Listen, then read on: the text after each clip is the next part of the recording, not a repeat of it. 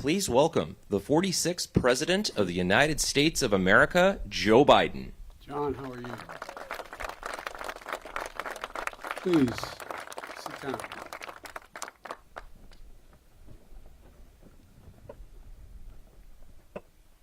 At last, the hour had come. Dawn, 6th of June, 1944. The wind was pounding as it is today, and always has against these cliffs. 225 American Rangers arrived by ship, jumped into the waves and stormed the beach. All they could see was the outline of the shore and the enormity of these cliffs. And I'd like to look, I know I'll get in trouble with the Secret Service if I go to the edge and look over, but think of those cliffs as my host just showed me. That's what we're standing on top of. All they could hear was the crack of bullets hitting ships, sand, rocks, hitting everything. All they knew was time was of the essence. They had only 30 minutes to eliminate the Nazi guns high on this cliff. Guns that could halt the Allied invasion before it even began. But these were American Rangers. They were ready. They ran toward the cliffs and mines planted on the beach by Field Marshal Rommel exploded around them, but still they kept coming. Gunfire rained above them, but still they kept coming. Nazi grenades thrown from above exploded against the cliffs, but still they kept coming. Within minutes, they reached the base of this cliff. They launched their ladders, their ropes, and grappling hooks, and they began to climb. When the Nazis cut their ladders, the Rangers used the ropes. When the Nazis cut their ropes, the Rangers used their hands. And inch by inch, foot by foot, yard by yard, the Rangers literally clawed their way up this mighty precipice until at last they reached the top. They breached Hitler's Atlantic Wall, and they turned in that one effort the tide of the war that began to save the world. Ladies and gentlemen, yesterday I paid my respects at the American Cemetery just a few miles from here, where many of those Rangers who died taking this cliff are buried. I spoke of what the fallen had done to defend freedom. Today, as I look out at this battlefield and all the bunkers and bomb craters that are still surrounded, one thought comes to mind. My God,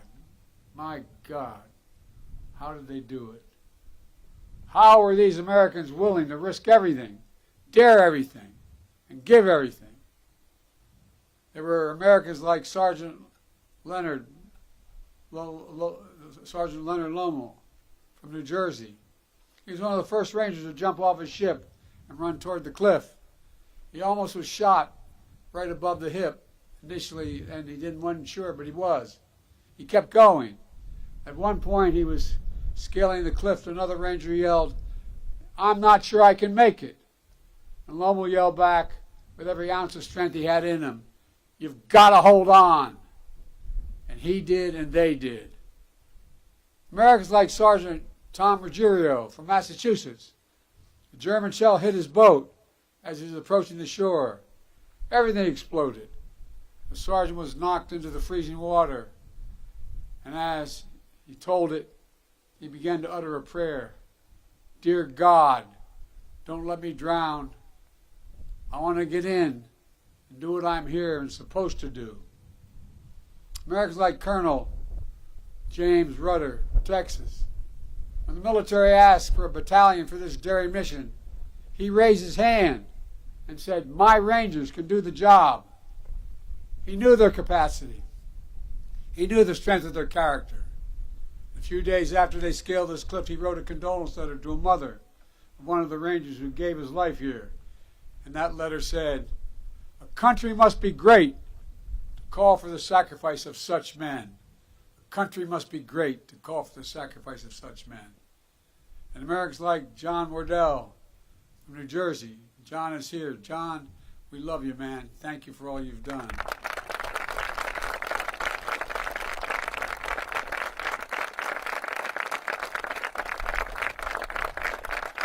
Deserve that and a lot more, John.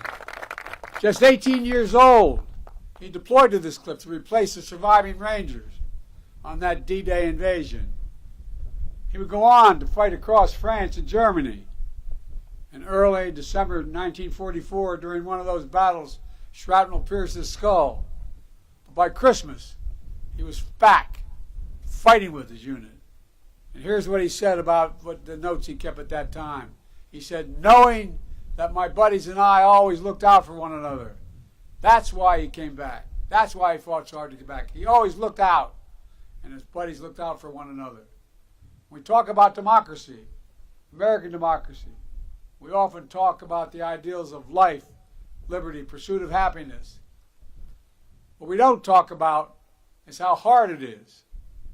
How many ways we're asked to walk away, how many instincts are to walk away.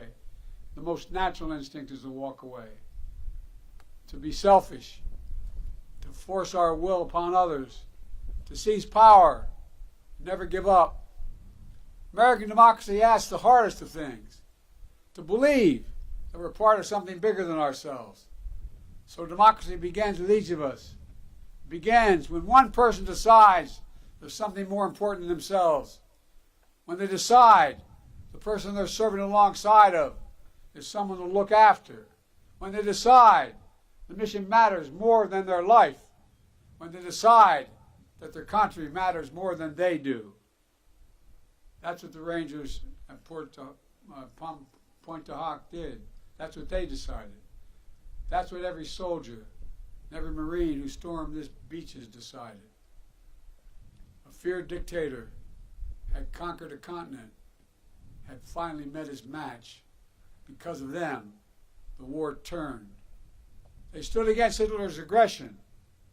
Does anyone doubt that they would want America to stand up against Putin's aggression here in Europe today? They stormed the beaches alongside their allies. Does anyone believe these Rangers would want America to go it alone today? They fought to vanquish a hateful ideology in the 30s and 40s. Does anyone doubt they wouldn't move heaven and earth to vanquish hateful ideologies of today? These Rangers put mission and country above themselves. Does anyone believe they would exact any less from every American today? These Rangers remembered with reverence those who gave their lives in battle. Could they or anyone ever imagine that America would do the same, wouldn't do the same? They believed America was a beacon to the world. I'm certain they believed that it would be that way forever. You know, we stand today, where we stand was not sacred ground on June the 5th. But that's what it became on June the 6th. The Rangers who scaled this cliff didn't know they would change the world, but they did. I've long said that history has shown that ordinary Americans can do extraordinary things when challenged. There's no better example of that in the entire world than right here at Pointe du Hoc. Rangers from farms and cities in every part of America, from homes that didn't know wealth and power. They came to a shoreline that none of them would have picked out on a map. They came to a country many of them had never seen, for a people they had never met. But they came. They did their job. They fulfilled their mission. And they did their duty. They were part of something greater than themselves. They were Americans. I stand here today as the first president to come to Pointe du Hoc when none of those 225 brave men who scaled this cliff on D-Day are still alive. None. But I'm here to tell you that with them gone, the wind we hear coming off this ocean will not fade. It will grow louder as we gather here today.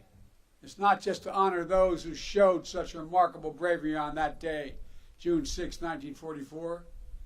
is to listen to the echoes of their voices, to hear them, because they are summoning us, and they're summoning us now. They ask us, what will we do? They're not asking us to scale these cliffs, but they're asking us to stay true to what America stands for. They're not asking us to give or risk our lives, but they are asking us to care for others in our country more than ourselves. They're not asking us to do their job. They're asking us to do our job, to protect freedom in our time, to defend democracy, to stand up aggression abroad and at home, to be part of something bigger than ourselves. My fellow Americans, I simply refuse to believe that America's greatness is a thing of the past. I still believe there's nothing beyond our capacity in America when we act together. We're the fortunate heirs of the legacy of these heroes, those who scale the cliffs, Pointe du Hoc. We must also be the keepers of their mission, the bearers of the flame of freedom that they kept burning bright. That is the truest testimonial to their lives. Our actions every day to ensure that our democracy endures and the soul of our nation endures. To come here simply to remember the ghosts of Pointe du Hoc isn't enough. We need to hear them. We have to listen to them. We need to listen to what they had. We need to make a solemn vow to never let them down. God bless the fallen. God bless the brave men who scaled these cliffs. May God protect our troops. God bless America.